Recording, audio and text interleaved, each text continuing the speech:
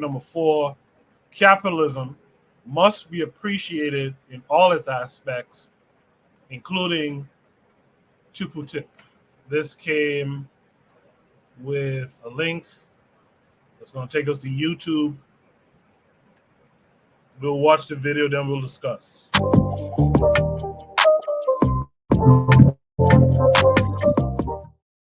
Now, it's always been my opinion that for those black folks out there who are fans of capitalism and who celebrate the so-called glories of capitalism, it's really hypocritical to celebrate capitalism while demonizing the so-called African slave traders who helped build the capitalist economy. That's why I think it's important to recognize the entrepreneurial efforts of a lot of these so-called slave traders in building the modern global economy that the majority of us claim to enjoy. And that's why I want to look deeper and delve into a man named TIPPU TIP. TIPPU TIP is perhaps the greatest black capitalist of all time. TIPPU TIP, whose real name is Hamad bin Muhammad bin Juma bin Rajab El Merjebi, was a Zanzibari real estate investor and governor who built a financial empire based upon funneling war captives to the major labor markets of the Arabian Peninsula and the European settler colonies of the New World. TIPPU TIP built his fortune in the mid-1800s by leading military expeditions of up to 4,000 men from the African coast into the interior, killing elephants for ivory, and rounding up men, women, and children captives to be sold on the auction blocks of Zanzibar. It is believed that TIPPU TIP was born around 1832 in Zanzibar. His mother, Bint Habib bin Bashir, was a Muscat of the ruling class, while his father and paternal grandfather were coastal Swahili who had taken part in the earliest trading expeditions to the interior. His paternal great-grandmother, wife of Raja bin Muhammad bin El Merjebi, was the daughter of Juma bin Muhammad El Nabani, a member of the respected Muscat Oman family, and an African woman from the village of Mbwa Maji, a small village south of what would later become the German capital of Dar es Salaam. Throughout his lifetime, he was more commonly known as TIPPU TIP, which translates to the gatherer of wealth. According to him, he was given the nickname TIPPU TIP after tip tip, the sound that his guns gave off during his expeditions in the Chungu territory. At a relatively young age, TIPPU TIP led a group of about 100 men into Central Africa from Zanzibar, seeking captives in ivory.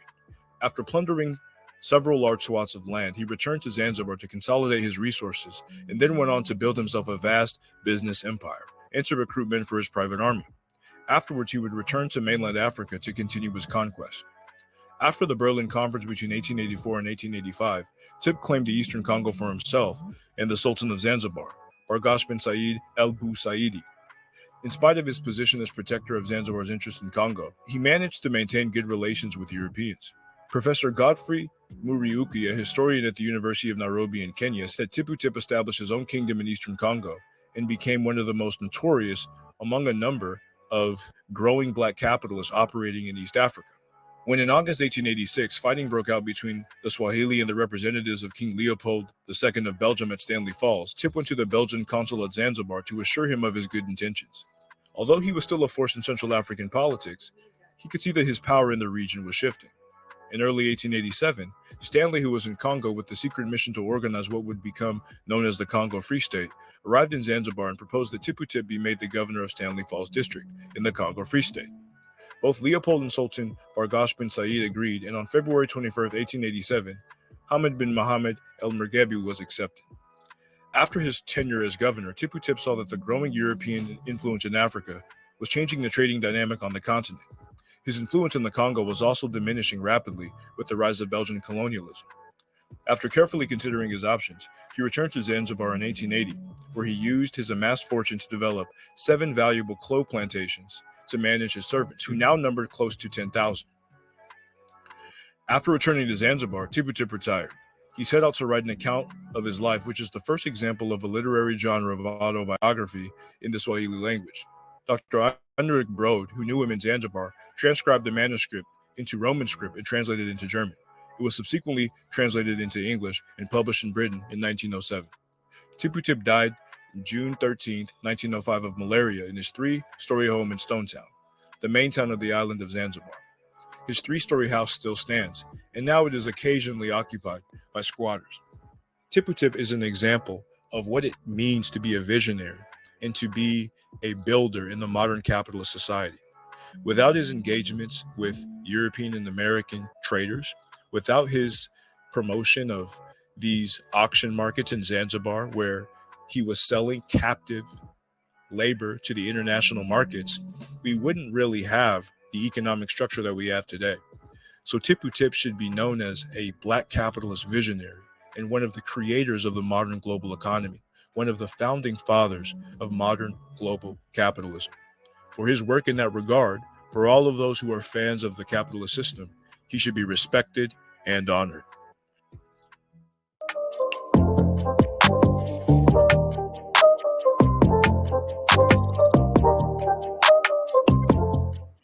Guys, make sure to subscribe to Camgiverse. You know, I was talking to this brother Camgiverse about doing an interview a while ago, and because of different things that have been going on in my own life, I haven't had a chance to do it, but I hope to reconnect with him. So if you're watching, just know that uh, I'm going to get to you for that interview, for that discussion that we were talking about. TIPPU TIP. Let me start this one off a little different. Let me talk to a capitalist pig. No, I'm kidding, of course. Let me talk to Buana first. Buana, what No, say no, you it's to? okay. I could be the oink. I could be the oink. No, I, listen, man. I'm not tipple tips. There, I could use see today my air conditioner was broken, right? And I had to use a screwdriver to fix it. Now I could use that screwdriver to fix the air conditioner, or I could use a screwdriver to build a house. But I could also use that screwdriver to stab someone in the neck. I think it's how a tool is used. Capitalism to me is a tool. It's simply a tool. We use tools every day in the Western world, created by some extremist white supremacists.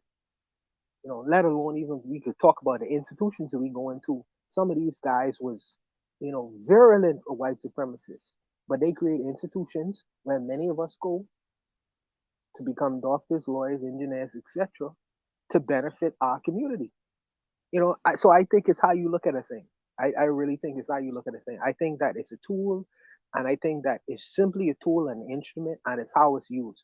This black devil, he used it for nefarious purposes and nefarious reasons. I don't strive to do that. I don't strive to do that. And I feel like one of the instruments I use these things as one of the instruments because I have experienced to some degree the opposite of that. I have experienced nationalized economies where things don't work, where a lot of nepotism goes in, where you can't do the things that you want to do, even if you wish, because you have monopolized certain situation going on in certain economies. So I feel like to a degree that tool could be used for a poor man to achieve some level of financial freedom to do the things that he wishes, whereas he don't necessarily have to know a governmental official or be in his favor or in his back pocket to get things done. So I am a man from my experiences. It's just as simple as that. Now, and this is the reason why sometimes I contend with my socialist brothers. We see differently on these kinds of points. Shout out to Cam Verse. I think he's a brilliant brother. I think he's absolutely brilliant. But for me, I just think that we disagree on these kinds of issues and points. I think that capitalism is just a tool, and it's useful. It's a useful tool for us. Yes, maybe it started in nefarious ways. Maybe nefarious men used it for reasons that I don't particularly agree with, but I just think that it could be beneficial in terms of achieving some level of financial freedom for us, for our people. This is how I feel about it. Appreciate that, Buana. Oni, what say you? Yeah, so what I would say, I don't know if you guys heard that, but what I would say is, I think that I just feel like it's a bit of a straw man, you know? And I think that's that's the problem. It's like I get it. It's like I wouldn't criticize socialism because or I wouldn't criticize I can't criticize Christianity because, let's say, Jeffrey Dahmer is a Christian. You know what I mean? I can't do that. You know, I mean, I used to do that, and people will be like, "That's not how you do it." You know what I mean? Like that. Nobody's going to say that every Christian's perfect. You know, and I'm not saying that. This guy is a capitalist or not, or what have you. But it's like, unless somebody says TIPPU TIP is a great example of capitalism, right? Then when you refute that, it has more, social utility. But like, if nobody's really talking about TIPPU TIP, it's like, okay, then you just learned about TIPPU TIP. So I respect my brother Kamji verse. I respect my brother Kamji verse. That's for sure, right? And if y'all don't know, I think I actually did have an interview with. I had maybe a few videos with Kamji verse back in the day, but you'd have to know. But either way, but what I'm saying is that yeah, it just feels like a straw man. It's like, okay, I agree, but see, Kamji verse. What I like about Kamji verse is that he's not really pro-socialist or pro-capitalist. He tends to be anti-socialist and anti-capitalist. But it kind of just like it gets lost in translation because he's really about the African mode of production, but it gets lost in translation when you're coming after the capitalists, as opposed to, like, let's say, the European mode of production or something, right? And that's where it's like okay, like what about it? Like I don't get it. Like, nobody. If most of us say we don't like TIPPU TIP already, and then, like, of course, if you look at the socialist paradigm, it's like TIPPU TIP was an enslaver. You know what I mean? And most people kind of don't attach slavery with capitalism. In fact, like that Candace Owens videos. I guess they're all tied together. But like that Candace Owens video and the white boy responding, a lot of people kind of recognize capitalism as replacing slavery, and actually being the economy that goes against slavery, because you can't really work people, proletariat like you will, like essentially the proletariat, like it's complicated, but basically, if you have a system where you do wage labor, you don't also want slave labor nearby. Either way, yeah, I don't know. It just feels like a straw man. Wait, only you were on Kamji verse before? Yeah, it's complicated, but yeah. Well, not on it, but yeah. Okay. No, I mean, he was on my channel. Oh, he was. Oh, okay. All right. With that said, Trigger Happy 262 plus in the chat says, I think capitalism is a system, political philosophy, and in a sense has an embedded psychology. I know many of you don't like the differentiation, but this is why commerce is a better descriptor. He says commerce is a tool that all economic systems have, yes, even socialism. Commerce is in African economic systems.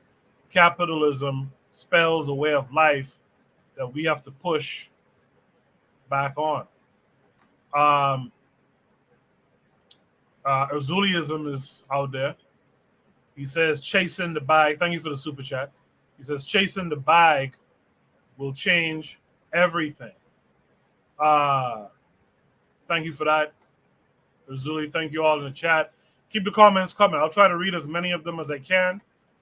In the meantime, let's hear from Real Black Gentleman. RBG, what say you? Yeah, I actually I heard about this dude. I read about this dude like years ago. Like I was like, studying up on how, Islam and Arabs was running up in Africa. And this dude, like, those are like now there's this book, it was written by, some British folk, but it was just what it was just describing was how them Arabs, he was working with Oman and whatnot, trying to, supplying the Arabs and whatnot. But they're trying to advance into the Congo. This TIPPU TIP and his son, Seifu, you know what I'm saying, was trying to go run up all up in the Congo, and it's just how the stories of how the, you know what I'm saying, the peoples and the British or whatnot, you know what I'm saying, it was a combined, you know what I'm saying, push the Arabs out. Yeah, it's, you know what I'm saying, you can look at them right there. I'm seeing them, you know what I'm saying, it's just like, I know you know, I can see that influence, that, you know what I'm saying, you know what I'm saying, that Arab, I see it. It's like slavery always comes, you know what I'm saying, in all different colors, but it's mostly, you know what I'm saying, it's mostly that mulatto-ish like flavor, man. It's like just Africa, you know, the fact that he was communicating that TIPPU TIP was knowing what was going on both sides of the ocean, you know what I'm saying? Like, he definitely knew, you know what I'm saying, what the business was at that time. He was, you know, just trying to snatch some up and you know, and keep it pushing. I mean, he's a monster. I'm never going to like say you should go up and, like, you know, bondage people, you know what I'm saying, lock them up, because people want to walk around and move around. Don't lock them up, and, you know what I'm saying, don't keep them in a room or no box or nothing like that. Totally condemn that. You know what I'm saying? Like, it's good to hear the stories of, you know what I'm saying, everything, because you want to know, especially like the slavery, what's going on in the Congo, what's going on that Mozambique, that Mozambique, like Tanzania, like connection. That's kind of where the Portuguese and the Arab kind of like meet up, and it's like a kind of a visible kind of line, you know what I'm saying, between the two worlds. And even though, you know what I'm saying, things they mix up, like you can see patterns, and you can see like trends throughout history. You know what I'm saying? Like, it's an interesting, you know what I'm saying, fact of history, you know what I'm saying, soak it up and you know, just keep it pushing it and keep it onto your perspective. I'm gonna pass the mic. Appreciate that, RBG. Trigger Happy in the chat says, what TIPPU TIP teaches me, if you want to be a true capitalist, you can't be race first. You must be ready to sell your people out for the bag. If you are race first, you use your money to fund revolt. I want everyone to keep that comment in mind. Let's come back to that. Let me introduce our boy Carl this week. Carl, how are you? I'm good. I heard y'all was talking bad about capitalism, so I decided to join the chat. Oh God, I'm gonna get gagged up on tonight, man. They ain't here tonight. Oh goodness. I heard y'all was talking bad about capitalism, so I decided to join up with y'all boys. So yeah, capitalism. The goal of capitalism is profits above everything. So would I say is TIPPU TIP a capitalist? I mean, he really did put his profits in front of his people. That was more important to him than anything else. He you know, he's a And I think what only was saying about capitalism and slavery, I think Eric Williams had a really good book about how slavery would provide the capital for the Industrial Revolution. So the two economic systems go hand in hand. You know, it wasn't until slavery became too dangerous to continue that they ended it. So yeah, he teaches me he is a true capitalist, that he was willing to put profits above everything else, regardless of who he hurt, who suffered. Um, and he's a horrible person. You know, the fact that you know, his house is still standing is kind of crazy to me. But yeah, I definitely believe this man is a psychopath, and he does embody the tenets of capitalism, which does put the profits above everything, above human, above suffering, and above, you know, the environment, and just everything. I think eventually the system is going to either has to be destroyed, or it's going to destroy us. All right. So thank you. I'll leave it there. Carl, before you leave, just Yes, for of course. everyone here, what would you say to Trigger in the chat, who says a thing that's kind of the problem with the topic, though? Anytime someone Uh-huh. capitalism, you all kind of assume that means pro-capitalism. So what are your thoughts, Carl? And then others could jump in after Carl. Well, I kind of agree with him. I mean, what other economic system is there? I mean, I really do believe that we're going to have to switch to a socialist economy. Outside of that, then we're not going to, human civilization won't continue.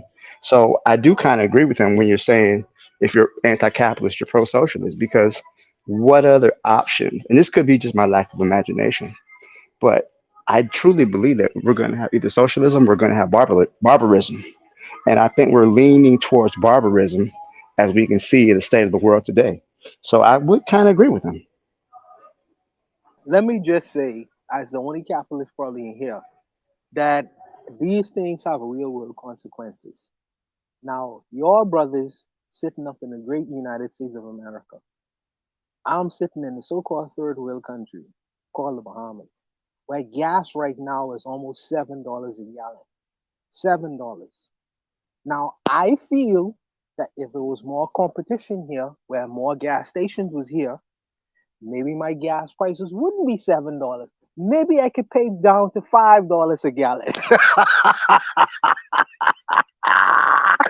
But right now, I'm paying American prices to live. I'm paying the human prices. We gotta transport that shit.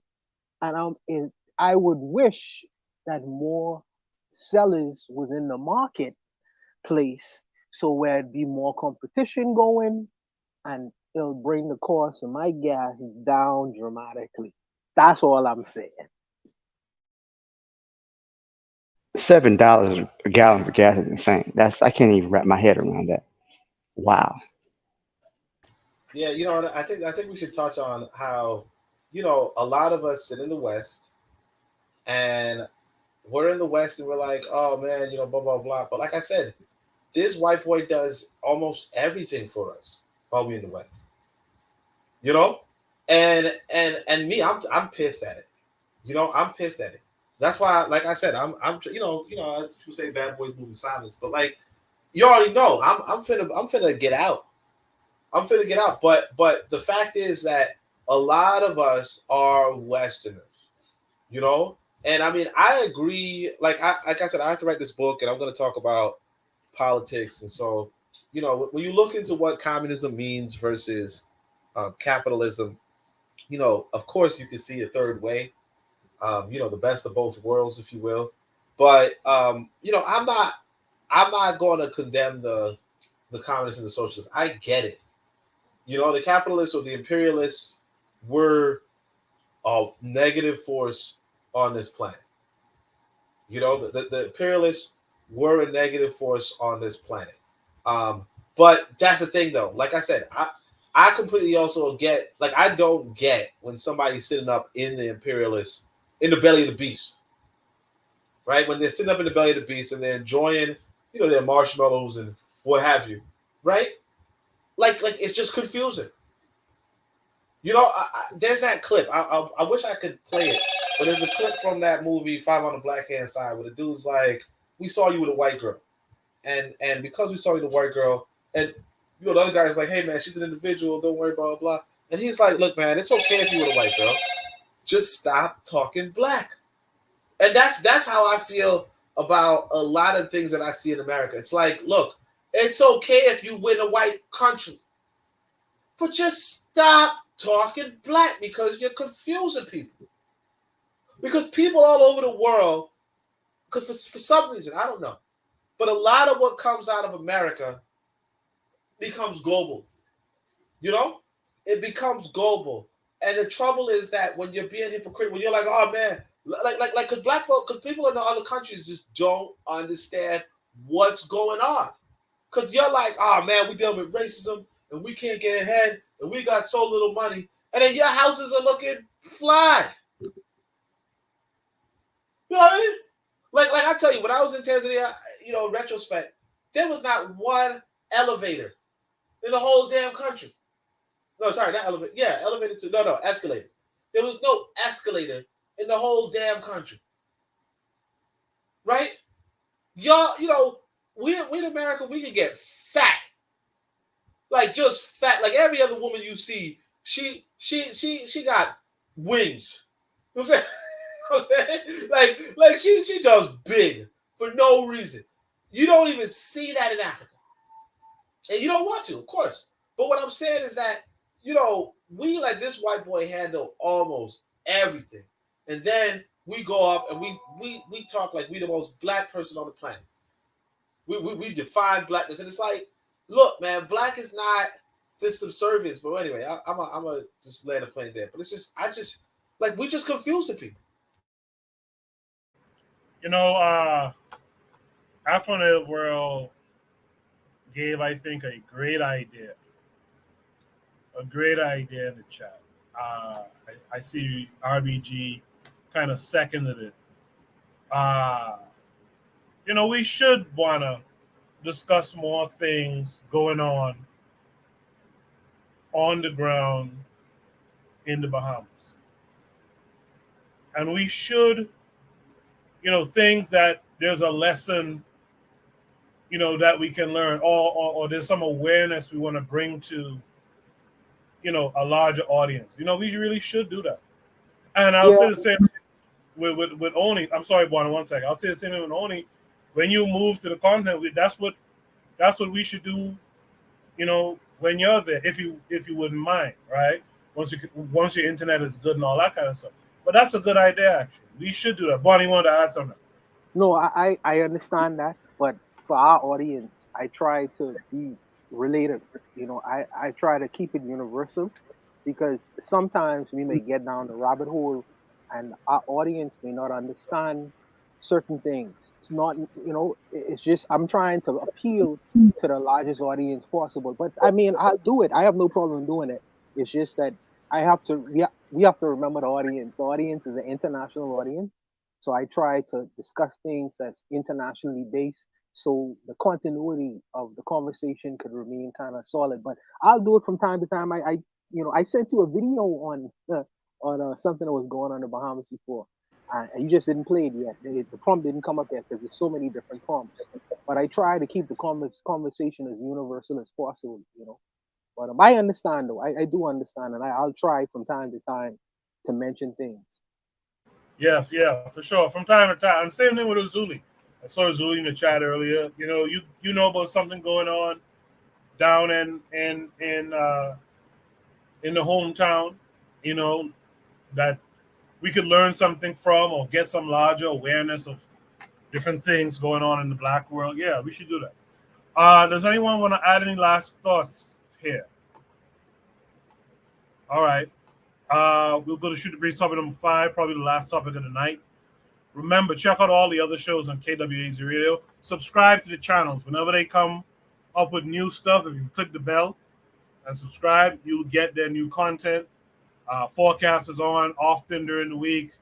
Bakari is on often during the week. You know, Oni and I are weekends primarily now. You know, Cassidra is on as well. And hopefully we'll get back Tan and them too. So check out those.